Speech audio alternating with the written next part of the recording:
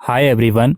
तो दिल्ली यूनिवर्सिटी में 3 year LLB के जो एडमिशन हैं वो स्टार्ट हो गए हैं और आज हम इसी एडमिशन प्रोसेस की डिटेल में बात करने वाले हैं। तो डीयू एलएलबी 3 साल का एक प्रोफेशनल प्रोग्राम है दोस्तों।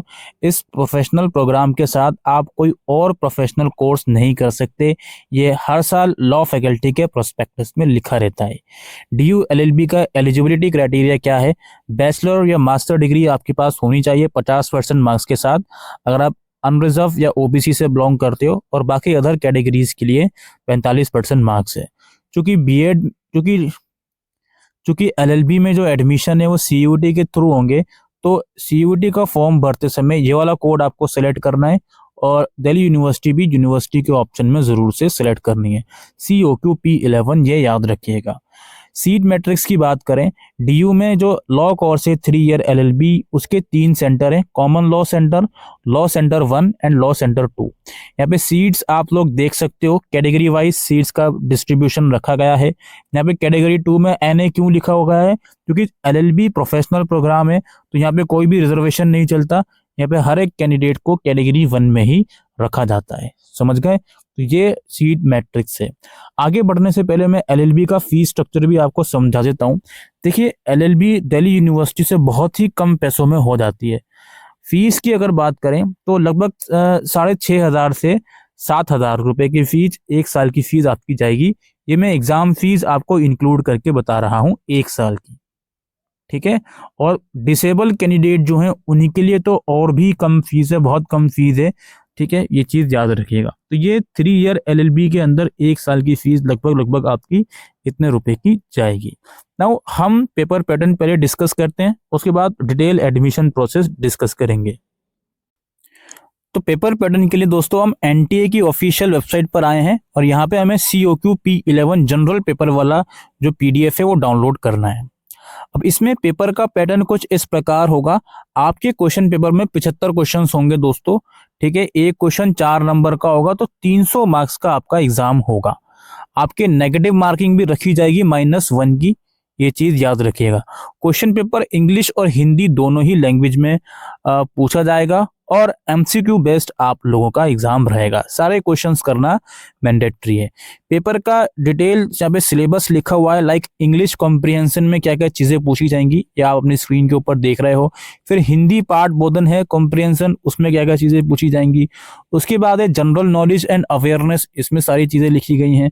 कंप्यूटर बेसिक्स है, और उसके बाद general aptitude and logical reasoning है, जिसमें जनरल एप्टीट्यूड का चीजें लिखी गई हैं और फिर आपकी लॉजिकल रीजनिंग की चीजें लिखी गई हैं। तो ये सिलेबस है, लिंक डिस्क्रिप्शन में है, यहाँ से आप इसको डाउनलोड कर सकते हो। पैटर्न भी मैंने आपको समझा दिया ना। थोड़ा सा एडमिशन प्रोसेस और काउंसलिंग वगैरह की हम बात करेंगे, किस तरीके से इसमें एडमिशन चलता है। देखिए, सबसे पहला काम आपको क्या करना है, सीयूटी पीजी का फॉर्म भरना है, क्योंकि सीयूटी पीजी के बिना इसमें एडमिशन ही नहीं होगा। इस फॉर्म की फीस लगभग 1400 रुपये जाएगी आपकी, और लास्ट डेट अप्लाई करने की फिलहाल 1 फरवरी है। जो रिजर्व कैटेगरी है उनकी फीस थोड़ी सी कम लगेगी, एज पर 1400 से थोड़ी सी कम। ठीक है। अच्छा, सीयूटी पीजी के फॉर्म में अपना पेपर कोड जो मैंने बताया वो बहुत केयरफुली चूज करें, और यूनिवर्सिटी ऑफ दिल्ली बहुत केयरफुली चूज करें। उसमें कुछ डॉक्यूमेंट्स भी आपसे मांगे जाते हैं, लाइक फोटोग्राफ, सिग्नेचर, या कुछ और डॉक्यूमेंट मांगे जा सकते हैं, वो बहुत केयरफुली अपलोड करें।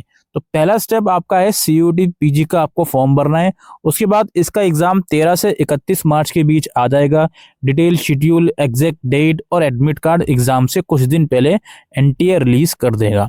फिर आपका सीयूटी पीजी का जो रिजल्ट है मोस्ट लाइकली अप्रैल के एंड तक अनाउंस हो जाएगा। रिजल्ट अनाउंस होने के बाद फिर आपका काउंसलिंग प्रोसेस शुरू होता है। रिजल्ट अनाउंस होने के बाद आपको दिल्ली यूनिवर्सिटी का जो काउंसलिंग फॉर्म है CSAS पीजी फॉर्म, वो आपको भरना होगा, जिसमें आपको अपनी personal detail, academic detail, CUET का score card, preference detail, preference in the sense क्योंकि एलएलबी 3 अलग अलग सेंटर्स में ऑफर किया जाता है, तो उसका प्रेफरेंस आपको देना होगा। और कुछ डॉक्यूमेंट्स हैं, like photograph, signature, 10th 12th की मार्कशीट, सीयूटी का स्कोर कार्ड, ग्रेजुएशन का रिजल्ट अगर रिजल्ट डिक्लेयर हो गया है तो, रिजर्व कैटेगरी का सर्टिफिकेट, पीडब्ल्यूडी का सर्टिफिकेट अगर आप बिलोंग करते हो, अगर आप किसी दूसरी यूनिवर्सिटी से आ रहे हो तो माइग्रेशन सर्टिफिकेट, ये सब चीज़ें आपको चाहिए होंगी।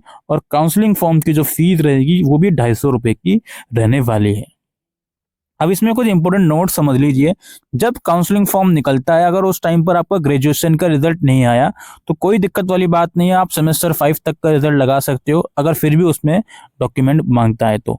इसके अलावा जो दूसरी यूनिवर्सिटी से स्टूडेंट्स आ रहे हैं उनका भी रिजल्ट अगर नहीं आता तो रिजल्ट की जगह क्या लगाना है वो तो मैंने आपको बता ही दिया। और माइग्रेशन की जगह आप अंडरटेकिंग लगा सकती हो, जो कि आपको काउंसलिंग के टाइम पर ऑनलाइन प्रोवाइड करवाया जाएगा। जो बच्चे ओबीसी या ईडब्ल्यूएस कैटेगरी से आ रहे हैं वो इस बात का ध्यान रखें, उनका डॉक्यूमेंट 31 मार्च 2025 के बाद का इशू किया हुआ होना चाहिए। ऑलराइट, एसओएल में एलएलबी होता नहीं है तो एसओएल वाला पॉइंट हम डिस्कस नहीं कर रहे हैं ना। वो तो था form filling process, admission process ना। अब एक्चुअल में क्या होगा, आपने काउंसलिंग का फॉर्म पूरा भर दिया, फीस भर दी, उसके बाद डीयू के शेड्यूल के हिसाब से काउंसलिंग स्टार्ट होगी। अब इसमें क्या होता है, काउंसलिंग जो होती है वो ऑनलाइन होती है। डीयू जो है आपके प्रेफरेंस और सीयूटी के स्कोर के बेस पर आपको कोई सीट अलॉट होता है। मान लीजिए किसी भी राउंड में आपको सीट अलॉट हुई तो आपके सीएसएस का जो पोर्टल होता है डीयू काउंसलिंग का, उसी में शो होगा कि आपको इस राउंड में इस सेंटर में ये सीट अलॉट हुई है। आप ऑनलाइन ही सीट को एक्सेप्ट करोगे, उसके बाद वेरिफिकेशन होगा ऑनलाइन ही, और वेरिफिकेशन के बाद उसी पोर्टल से आपको फीस पेमेंट कर देनी है और आपका डीयू लॉ के अंदर एडमिशन हो जाएगा। और जब कॉलेजेस वगैरह ओपन होंगे तो वहां पे आपको फिजिकल वेरिफिकेशन के लिए जाना पड़ेगा अपने डॉक्यूमेंट के लिए। ये प्रोसेस होता है डीयू के काउंसलिंग का। इसी तरीके से 3-4 राउंड चलते हैं।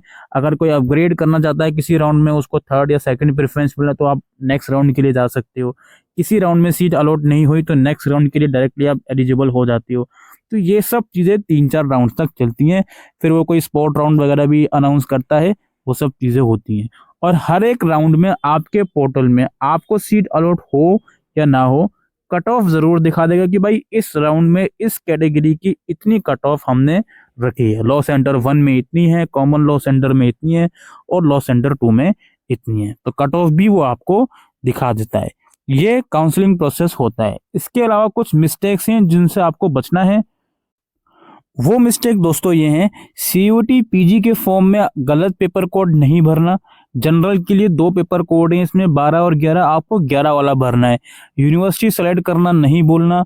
और सीयूटी पीजी के फॉर्म में जो भी ईमेल आईडी, फोटो, सिग्नेचर, जो भी पर्सनल डिटेल आप दोगे वो आगे जाके डीयू काउंसलिंग के फॉर्म में लिंक हो जाएगा। तो मेक श्योर जो भी चीज़ें आप दे रहे हो उसको खो मत देना, ठीक है, ताकि आगे ओटीपी की दिक्कत ना हो। और आप काउंसलिंग फॉर्म भरना नहीं भूलना, कहीं ऐसा ना हो सीयूटी पीजी का रिजल्ट आ गया उसके बाद आप भूल गए।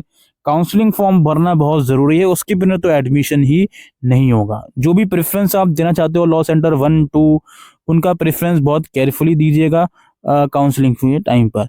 और जो भी शेड्यूल रिलीज करती है यूनिवर्सिटी काउंसलिंग का, सीट एक्सेप्टेंस का, फिर फीस पेमेंट का, हर एक राउंड का, उस शेड्यूल को बहुत स्ट्रिक्टली फॉलो करने की ज़रूरत है। तो उसके लिए वेबसाइट्स वगैरह और हमारे चैनल से ज़रूर से जुड़े रहें। और कोई भी पेमेंट आप कर रहे हो, चाहे सीयूटी पीजी फॉर्म की पेमेंट, चाहे काउंसलिंग फॉर्म की पेमेंट या एडमिशन फीस की पेमेंट, पेमेंट के बाद प्लीज़ अपना एडमिशन स्टेटस ज़रूर चेक करना, अपनी एक्नॉलेजमेंट स्लिप ज़रूर डाउनलोड करना, सो दैट इन फ्यूचर आपको कोई भी परेशानी ना हो। ऑलराइट, तो ये डीयू एलएलबी 3 ईयर प्रोग्राम का डिटेल प्रोसेस था दोस्तों। उम्मीद करता हूँ ये वीडियो आपको यूजफुल लगी हो, तो वीडियो को शेयर कीजिएगा। कुछ क्वेरीज हैं तो कमेंट सेक्शन में लिखकर पूछ सकते हैं। फिलहाल के